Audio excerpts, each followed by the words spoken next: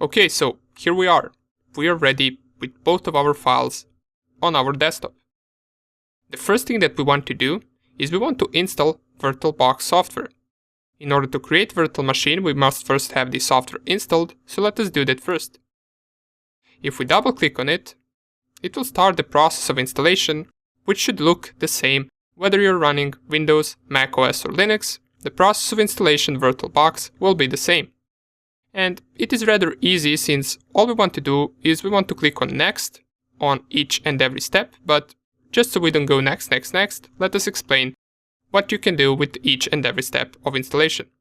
So here, as it says under the custom setup, we want to select the way we want our features to be installed. And the only thing that you might consider changing right here is this location part. If you want to change the location of VirtualBox, you can do that right here, but since I won't be doing that, I will just click on next to proceed to the next step. Here you can select whether you want a shortcut on the desktop, whether you want start menu entries. I will leave all of this to be checked since I want all of that, and I will click on next step.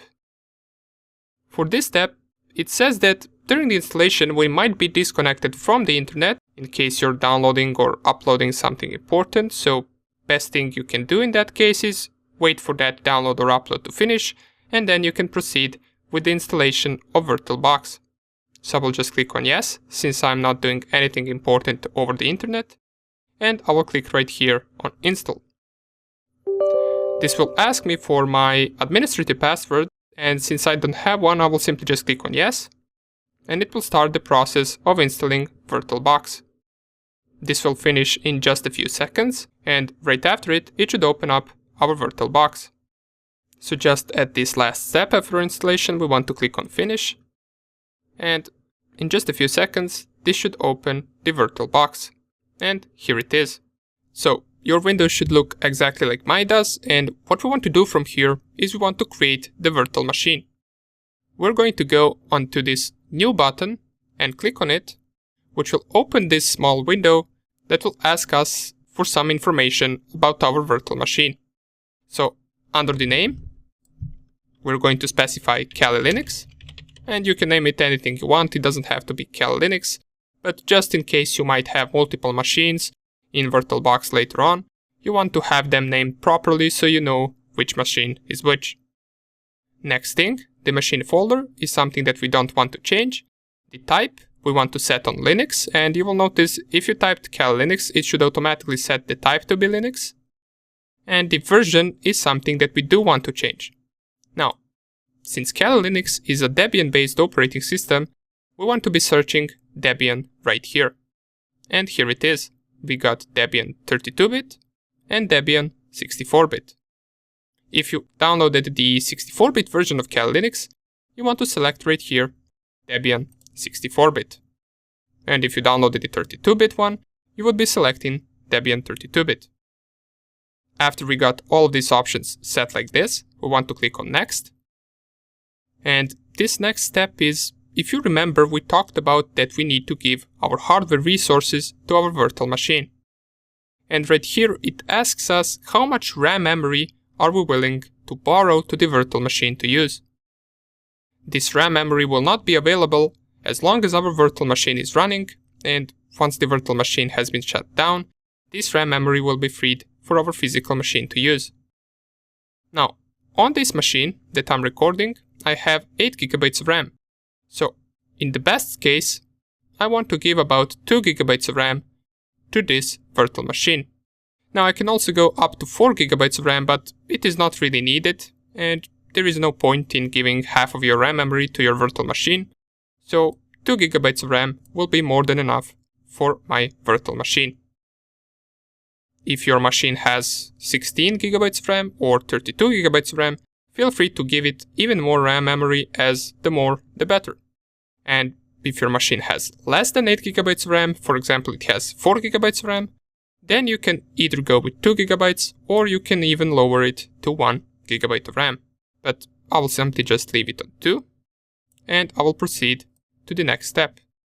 In the next step, we are creating the hard disk, so we want to select this option that says create a virtual hard disk now, and keep in mind that the recommended size of the hard disk is 8 GB. This option will come later on, but just keep it in mind. So create the virtual hard disk now, click on create, and under the hard disk file type, we want to select VirtualBox disk image. Click on next. This next question is asking us how we want to store our data on our virtual hard disk, whether we want fixed size or dynamically allocated. Keep in mind that fixed size will probably work faster, but it will also take longer time to create, while the dynamically allocated might work a little bit slower, but it will be created a lot faster. It is completely up to you. In this case, I will simply just go with dynamically allocated and I will click on next.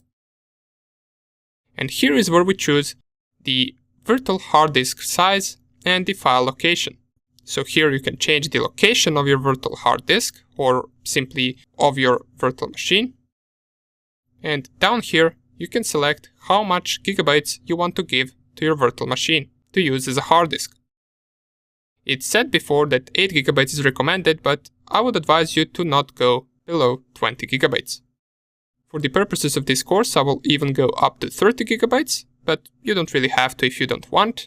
Just keep in mind that you might be using this machine later on, even after this course, and you might be downloading more and more files, so if you can, make sure to give it more than it is recommended. Once you select your hard disk size, you want to click on Create. And this will create our virtual machine. As you can see right here, we got Kali Linux added, and here are all of the details about our virtual machine. Before we proceed and start it, there is only one more thing that we want to do.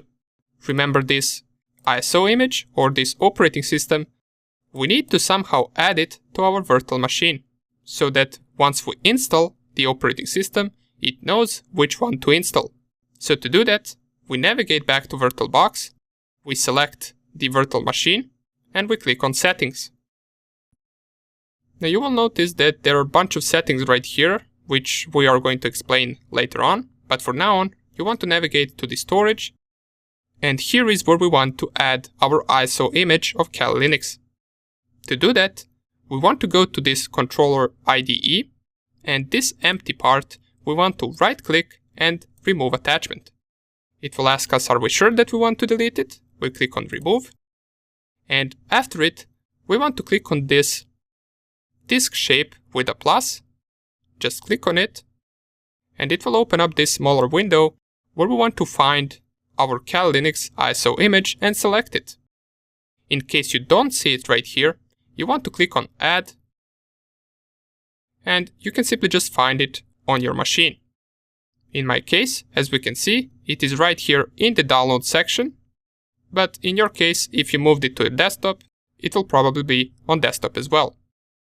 Since I have it in both locations, I will select the desktop one, double click it, and you will see it being added right here. Then you select it here, and click on Choose.